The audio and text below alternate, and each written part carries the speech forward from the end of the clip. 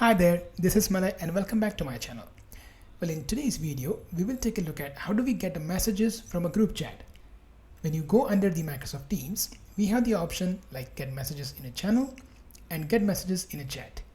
In this video, we will take a look at get messages in a chat. Now, let me show you the Microsoft Teams. We have a group chat called Power Automate Desktop Jams. And then we initiated the discussions back in 14th of August 2024.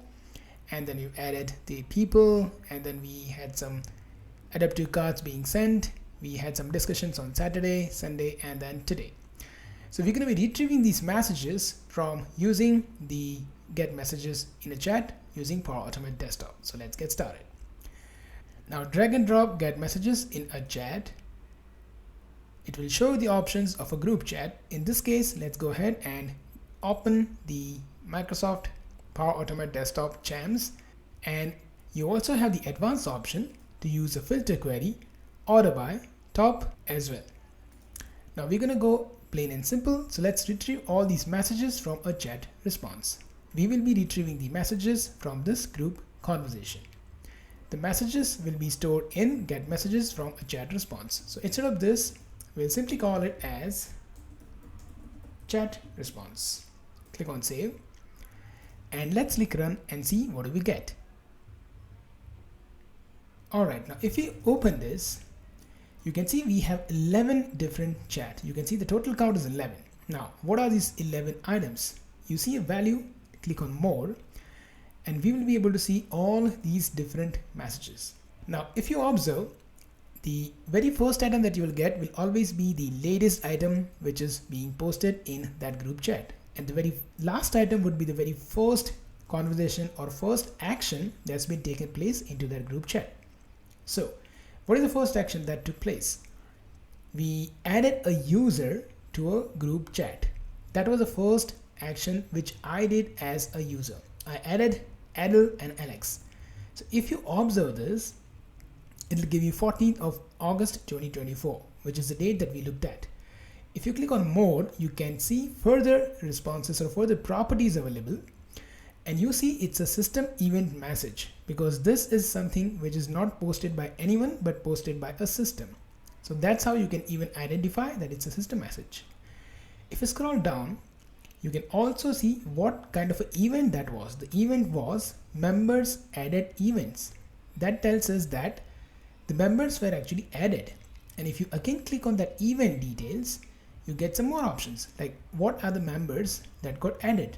So you can click on more and you will see that these were the members that got added. So one of the member is of course me. So if you go ahead and retrieve the user of these specific IDs, you will get 3 names that you see here in this list. So you also get to know the system messages and the details about what that system event has occurred. Let's go back. What was the second action that we did? We sent one adaptive card on the same day. So let's go ahead and see the second last option.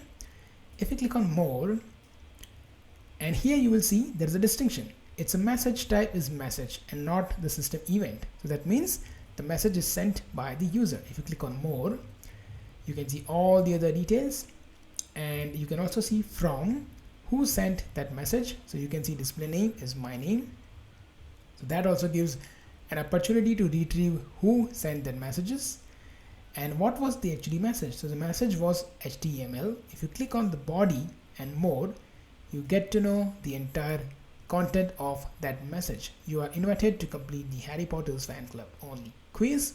And then we have the attachment, which is nothing but the adaptive card, and because it's the adaptive card, you cannot retrieve that like this in the Power Automate Desktop, but we get the idea. Then we had hello. So let's go back and check the third message from the bottom. That should be hello. So you can see it's hello, right? Let's go back and verify one more action, and this time now we should have a system event and it should be a group renamed. So let's go and check the system event. Yes, we have the system event message. Click on more and you see that the event is chat rename event message details. So that's how we also get to know what has actually happened as a part of the event. and then all the other conversations that you see. Let's go and again further drill down.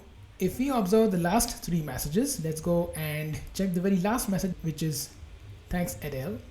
If you open this up, we can see from, so let's click on it. Again, I have responded, so that's why my name is reflecting. We can see who has responded to the message. And then the body, again click on more, and you can see thanks Adele.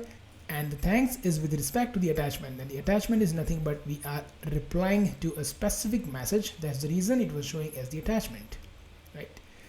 And then let's go and open the second message, which should be from the Adele. So if you now click on more, you will see that the message has come from Adele. And the body, which is the message itself, is super awesome. I'm all in for it. Thanks for setting this up, which is this message. So I hope this example helped you to understand how can you retrieve the messages. You can retrieve and extract separate properties of the individual property to know the detail that you are looking for from the particular messages in a group chat. Well, I thank you so much for watching this video.